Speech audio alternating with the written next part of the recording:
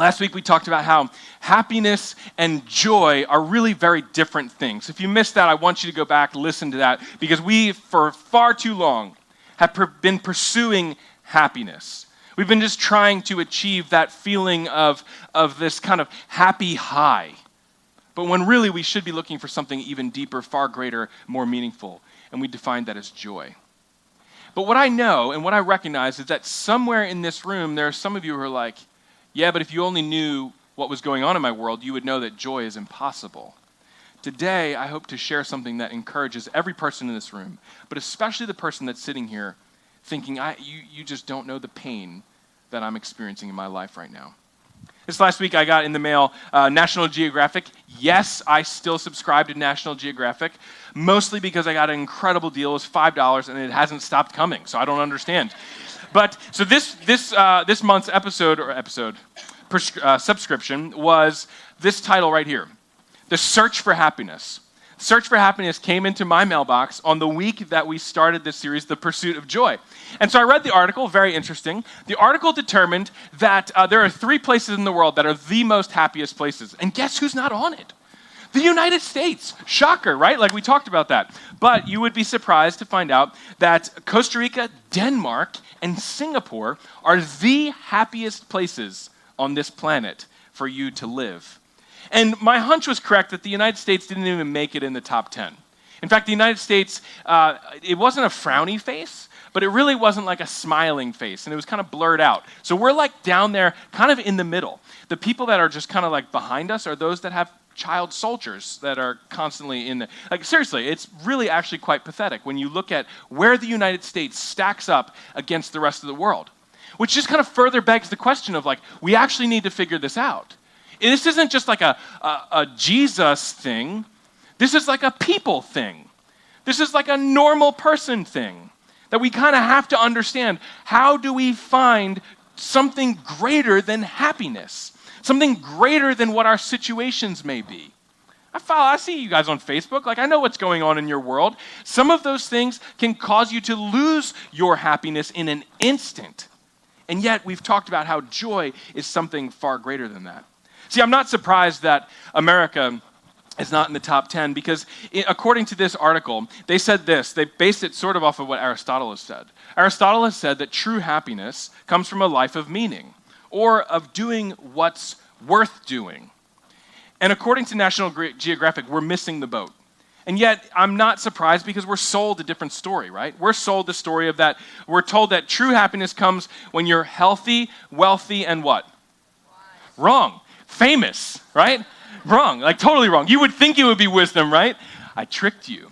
But when you're healthy, man, you're doing good. When you're wealthy, even better. But it would be the best if you could be famous. Like that is when you know you've arrived. Even if you're just Instagram famous, like you're still, that's famous right there. And so I found it ironic that the front of this magazine says, The Search for Happiness, but let's flip it over. Look at the back of the magazine. Joy. Joy. The all-new Camry. Joy. The new Camry. Like it doesn't even say anything. Like it just has this white kind of nondescript car. And you're like, I guess that's what I need. Like, I need that. I just read about how terrible we are, right? And then I flip over to the back and I'm like, there it is. I figured out why I'm not happy anymore. I don't have a new Camry. So I did a little research. I found out that right here, they're not actually selling you a car. Like, can we all agree on that? They're not selling you a car here. The car is the byproduct. They're selling you a feeling. They're selling you a feeling because they know that really cars, how often do you actually have to buy a new car? Maybe, like 5 years is pushing it. 10 years, maybe. So like they can only sell you one car every 5 to 10 years.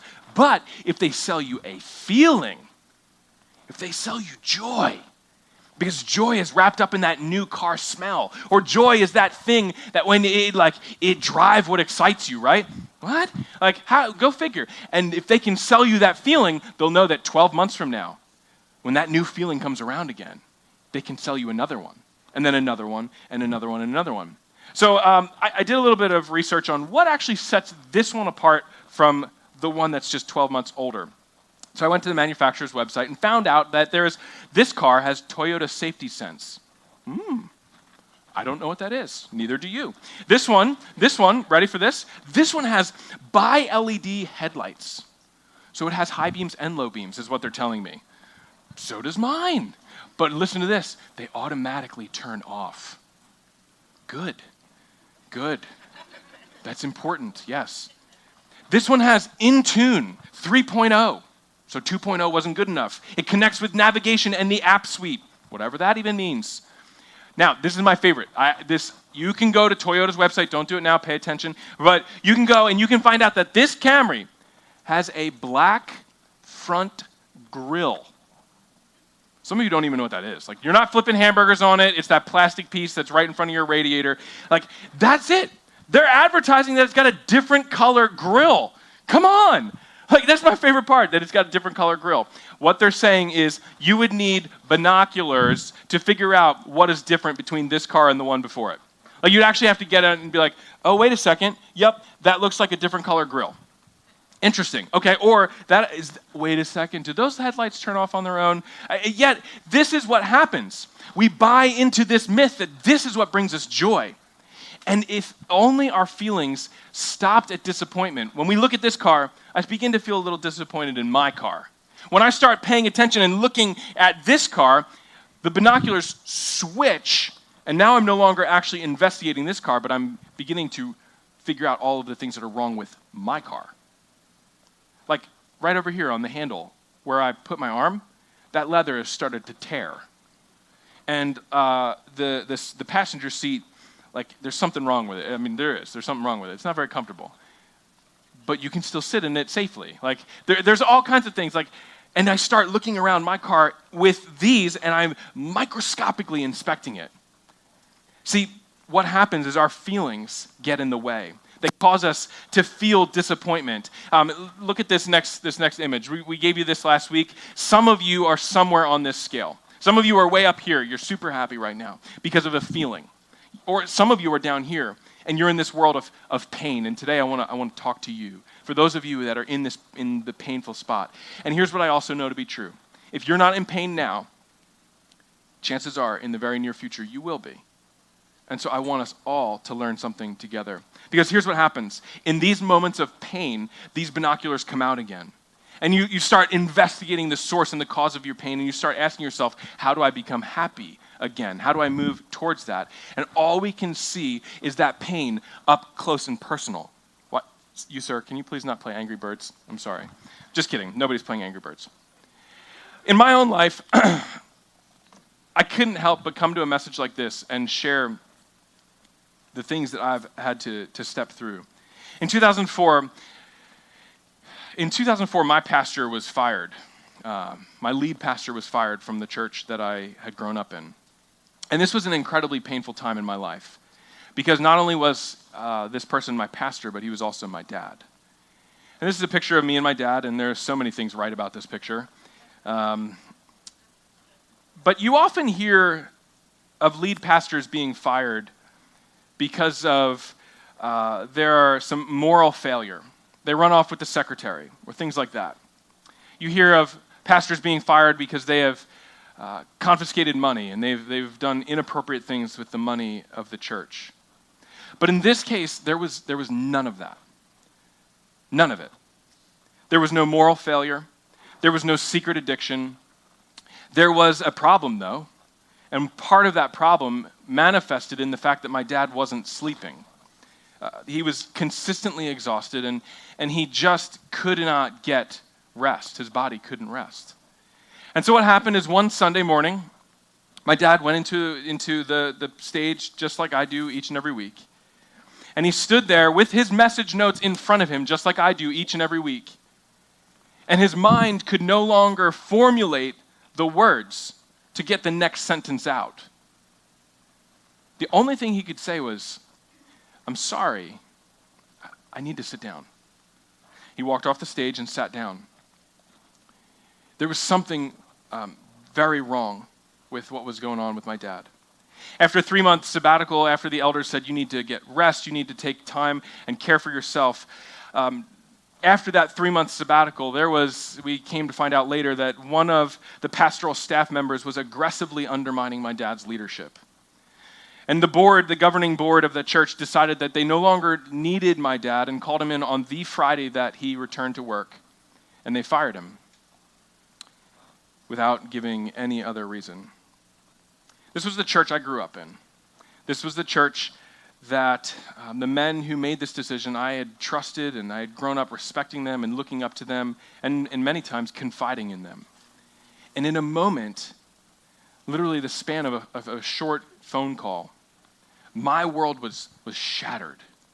My world became so incredibly small because all I could see was the source of my pain. Everything I knew was shaken. And little did I know at the time that this was just the beginning of a very painful journey that would ultimately end with my dad becoming terminally ill. See, pain is a part of life. Pain is all over the place, and it's not unique to me. This may be a unique story.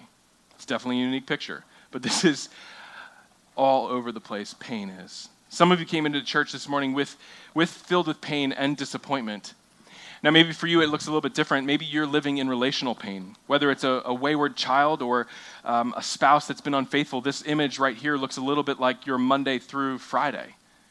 Your relationships have caused you to think that something was going perfect and it ends up going sideways. And all you can do is focus on that thing, that pain, and you see nothing else. Some of you also, you've resonated a bit more with my dad's story, and you've heard a doctor's diagnosis, that you've been given these words that have rocked your world, and now you know how to pronounce words that you never thought you'd have to know how to pronounce, words that you didn't even know existed. And you almost feel paralyzed by the prognosis, and all you can do is yet again see pain. But maybe for you, it's actually just work-related. Maybe you show up to work and there's so much drama that goes on there, so much infighting and backstabbing that you've been betrayed by a boss or a coworker and you've been overlooked and stepped over, and your workplace may become so toxic of an environment that it's actually poisoning your spirit and it's blinding your vision. See, pain is all around us. Pain is everywhere we look, everywhere. And whether you're in a season of pain now or you've just come out of a season of pain, we need to learn how to manage pain.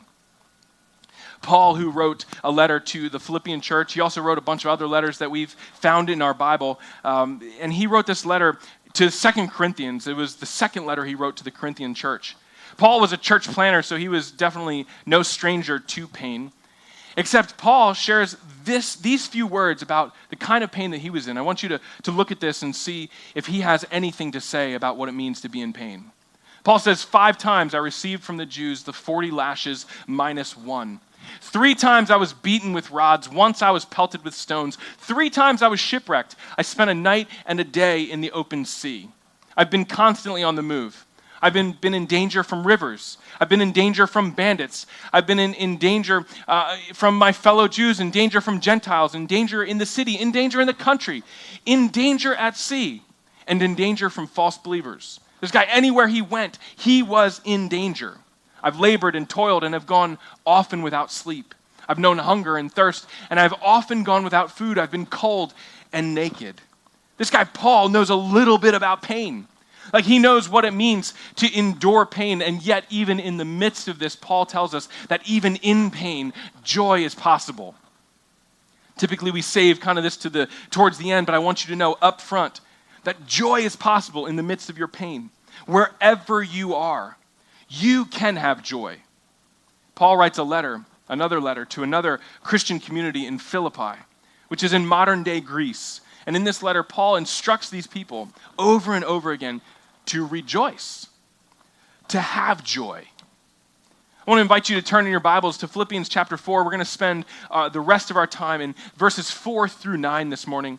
It's found on page 804 in the Bibles around you. You guys can turn there or swipe over in your YouVersion app. But let me tell you the irony of the story that we're about to see, the words that Paul shares.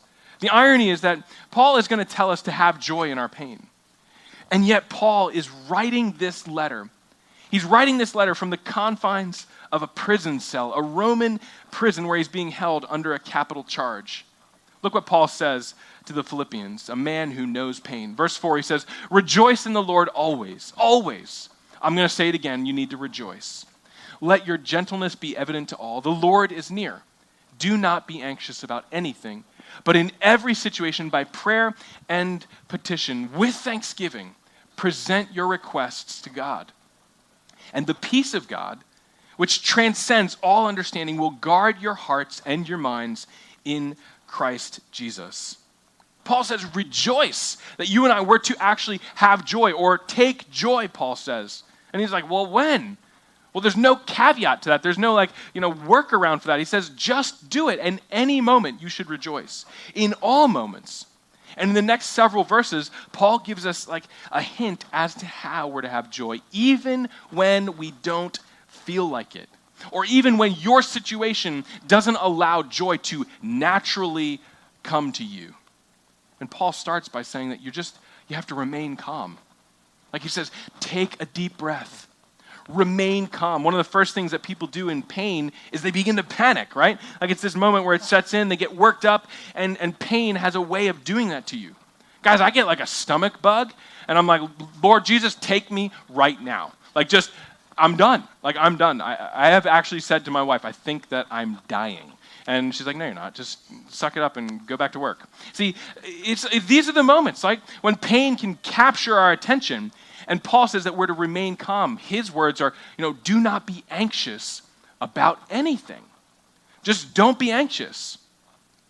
And then he says that we're to tell God our needs. We're actually to go and speak to God, to pray or to share those needs that we have, the things that are concerning us with God. I woke up this very morning, and one of the first thoughts I had was an anxious thought. It was a what if thought. And in an instant, and I'm not great at this, but in an instant I was like, you better practice what you preach. And I said, God, this is yours. This is your problem. This is not my problem. I'm trying to make it my problem, but it's really yours. God, I don't want to feel anxious about this today. See, we need to continue to talk to God and share with him the things that are on our minds, on our hearts, even when we're in the midst of pain. After my dad was fired as the lead pastor of the church that I mentioned to you, and this is now a couple years into his illness, and we now were aware of the fact that he was quite ill. It was Thanksgiving, right about this time, many years ago. And we would go to my grandmother's house, like many of you do. You go to your extended family's house. And one of the things that we did was we would eat our meal, and then after the meal, we would push kind of back off the table and undo the belt loop a little bit. And then we would share one of the things that we're thankful for that last year. I was newly married, and so my wife Tiffany and I think our son Noah was born at this point in time. We're sitting around the table, and my dad pulls out his Bible, and he opens his Bible to Psalm chapter 16, and he reads these words. He says, verse 5, it says, "The Lord is the portion of my inheritance and my cup. You support my lot. The lines have fallen to me in pleasant places. Indeed, my heritage is beautiful to me." Jump down to verse 11, and he said, "You will make known to me the path of life. In your presence is fullness of joy. In your right hand there are pleasures forever." And I'll tell you that was the last sermon my dad ever preached. Definitely to the smallest crowd he's probably ever talked to, just a handful of family members. But to this day, I've never forgotten my dad's peace in the midst of his emotional and physical pain. Inside, I was a wreck. I can remember quietly just sobbing on my wife's shoulder, not wanting my dad to see me. Because why? I couldn't see anything but my pain. I couldn't see anything beyond my pain. And yet Paul says in order to have joy in the midst of pain, we need to remain calm. And this calm that Paul talks about is actually a supernatural calm. It's a peace from God that goes above and beyond our understanding, and it's available to anyone in pain that cries out to God. And this may be what you need to do today. This may be this morning as you're hearing, you're going to miss the rest of my message because you are so focused on the fact that you know that you need to, in your pain, cry out to God. You need to kind of stop thrashing in the water and look up and begin to focus your eyes on him and ask for help. But Paul doesn't stop there. Paul continues on in verse 8 when he says it this way. He says, "Finally, brothers and sisters, whatever is true, whatever is noble, whatever is right, whatever is pure, whatever is lovely, whatever is admirable, if anything is excellent or praiseworthy," look at this, "think about these things." Think about such things. See, too often in the midst of our pain, our minds get distracted by our pain. In fact, our focus is pulled to the source of our pain. That's why, our nervous system does that for you. Your nervous system, when the nerve endings receive some kind of pressure or there's some kind of pain, these little receptors tell your brain that something's wrong.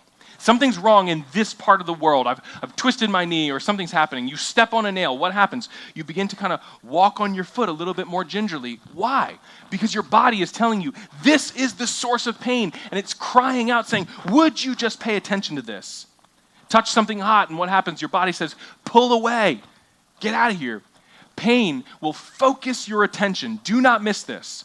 Pain focuses and directs your attention. But Paul says that we're to do something drastically different. Paul says that we are to find our focus. Pain will focus your attention, but what it's focused on is up to you. What these lenses begin to narrow down in on is your choice in the midst of pain. That's why Paul says that, guess what? Think about what's true. Think about what's noble. Think about what's right. Think about what's pure. What's the last thing that you've said when you're in the midst of pain? You're like, can't say that in church, right? These moments, think about these things. Focus on these things. Focus on what's lovely, what's admirable. And he says, think about these. When my dad was fired,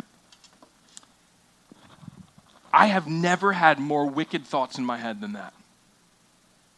And I tell you that honestly as your pastor. I could never even share with you the thoughts that were rolling through my head out of embarrassment.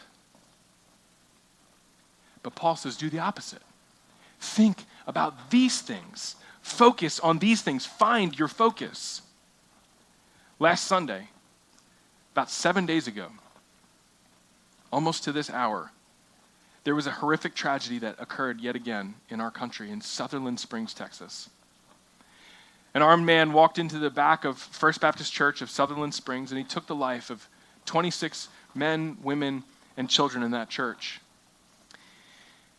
And of the 26 people that lost their lives that day, 8 of them were from one single family, the Holcomb family.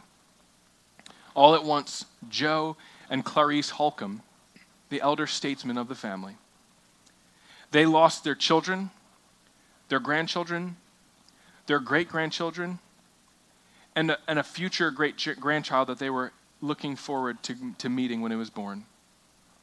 This couple looked across 3 generations that they raised, that they helped pour their lives into, and they outlived them all. No parent wants to bury their child, let alone 8 of your family members. And yet in this moment, when pain was its fiercest, when pain was in its most raw form, on that very Sunday, Joe and Clarice, they said, our pain is going to focus us on something. And I was struck by this. I read this one article, and it said that these 2 great-grandparents hosted a group of people in their home on the Sunday after they knew about this in order to pray as they waited for the details of all of those who lost their lives. And these were the words that Joe said, Joe Holcomb, the elder statesman. He said, it's of course going to be difficult. No doubt it's going to hurt. Those are my words. But he said, we're Christians. We've read the book. We know the ending.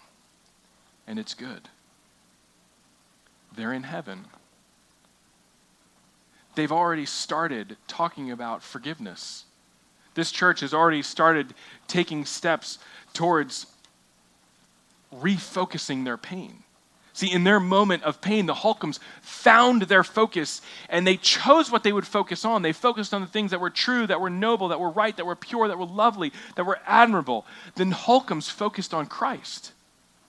And this morning, let me ask you this question, like, what is getting your focus these days? What's getting your attention? See, pain will focus your attention. And what are you allowing it to be focused on? Can you say that it's true, noble, right, pure, lovely, and admirable? See, to maintain a life of joy, find your focus. Paul closes his thoughts with this last verse. He says in verse 9, whatever you have learned or received or heard from me or seen in me, put it into practice. And the God of peace will be with you. See, in the midst of our pain, I got a hunch that you and I were willing to try anything once. We're willing to try something once. And yet Paul says that we should put it into practice. That this should be a part of what we do. This should become a habit in our life. For those of us in pain, going through pain, expecting to go through pain, ensure that you put this into practice. Practice implies that we're going to work at it. And in fact, what Paul's really saying is that we need to be consistent. The third thing in your notes today is that you and I need to be consistent. For years, I've had allergies, and it is by no means a source of pain in my life. It is a frustration, but it's not painful. And finally, I went to my doctor, and I was like, hey, listen, this is just ridiculous. Like, I wake up, and it's like a faucet. Like, what can we do about this? The medicine's not working. She said, oh, well, have you tried this medicine? I said, yeah, I have, and it didn't work. She said, well, did you do it for a full month? And I, like every other person that goes to the doctor, it's total bold-faced lie, and said, yes, I did. And she goes, really, it didn't work? I said, okay, I got to be honest, I didn't do it. I've done it like kind of intermittently, sporadically, and she looks at me and she said, this was interesting. She goes, oh, see, with that medicine, you have to do that consistently for 18 days before you'll even notice an effect on your body. I'm like, well, that's ridiculous. Like, come on. I want an instant. Give it to me now. Gratification. Let's go. But there's an analogy to our world. When we're in pain, we just want that thing to go away. Pull the splinter. Let's go. Let's feel better. And yet Paul says, do it consistently. Don't give up. Just keep going. Don't throw in the towel. Like, for those of you that are hurting this morning, my heart breaks for you because I know what it is to hurt. And I know what it is to hurt for a long period of time. But be consistent. Don't stop. Keep doing what you know to be right. Keep doing what Paul has said. Too many of us lack consistency. We lack follow-through. We lack the ability just to consistently show up. But it is no accident that Paul refers to God as the God of peace, because Paul's lived in pain. He's been on the run from every kind of danger, and yet through it, he consistently focused on Christ. Through it, the things that drew his attention, he channeled that towards Christ. He worked it out. He developed stronger faith muscles, and that in turn caused him to be faithful. I wonder if for some of you today, some consistency in your life would help you maintain the joy in the midst of pain, to consistently find joy in the Lord. See, the consistent need to focus your mind on the things that honor God. Do you know what was remarkable to me about the scripture that my dad read that Thanksgiving Day?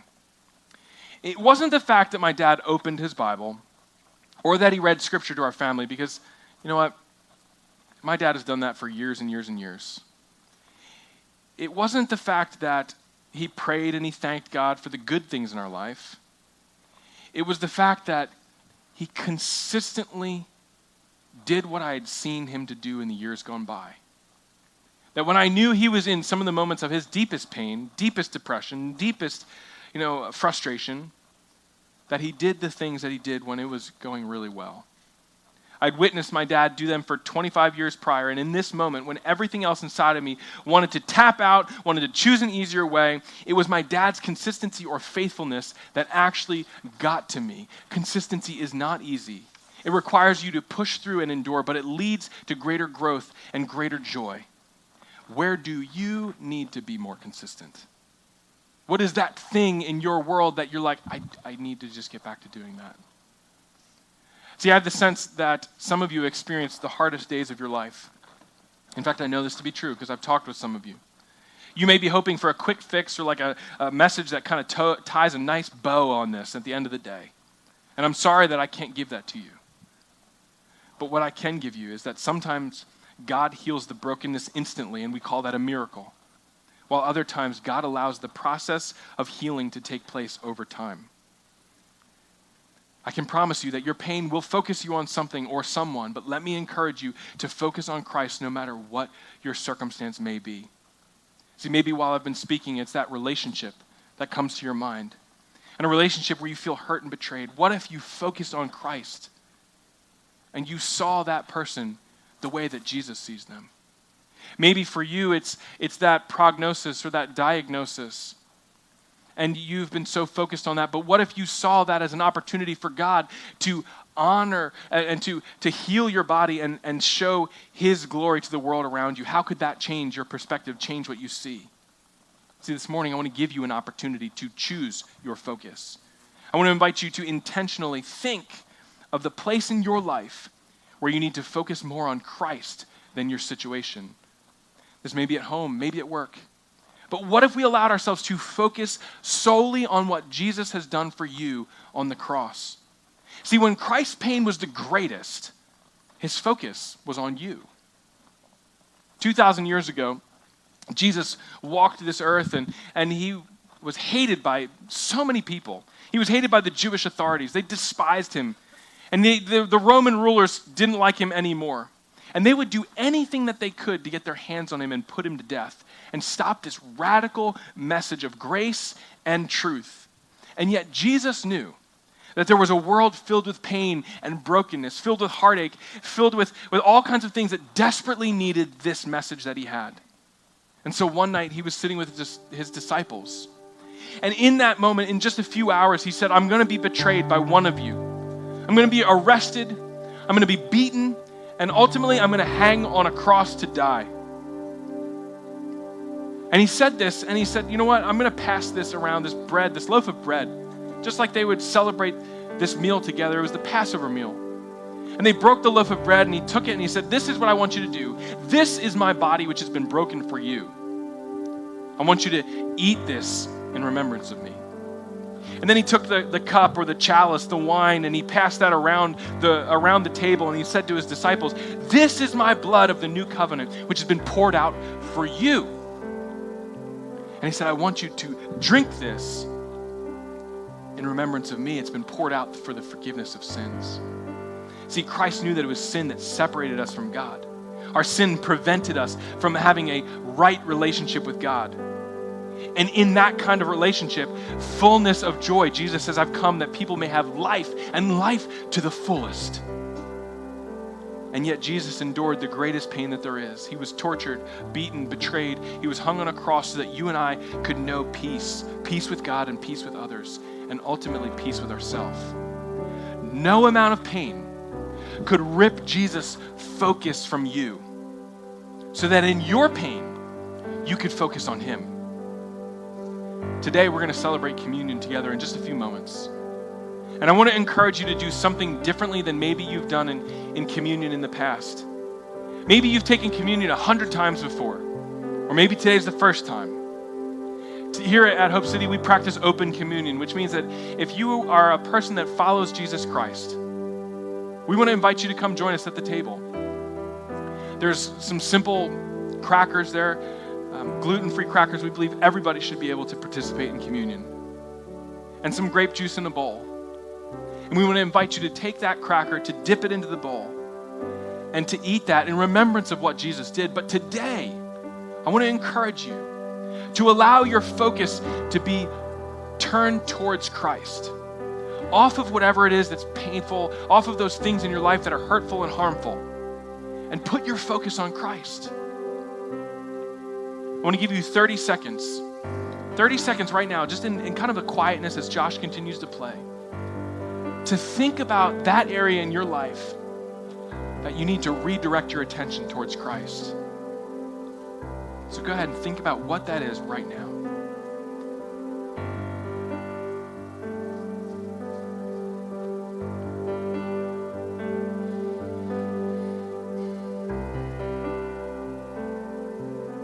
If you've got that thing in your mind, I want to invite you now, as we come forward to the table, to switch it. That when you grab that cracker, to actually change your focus from that thing that's so painful, that thing that's got all your attention, onto the one who did everything for you, onto Christ.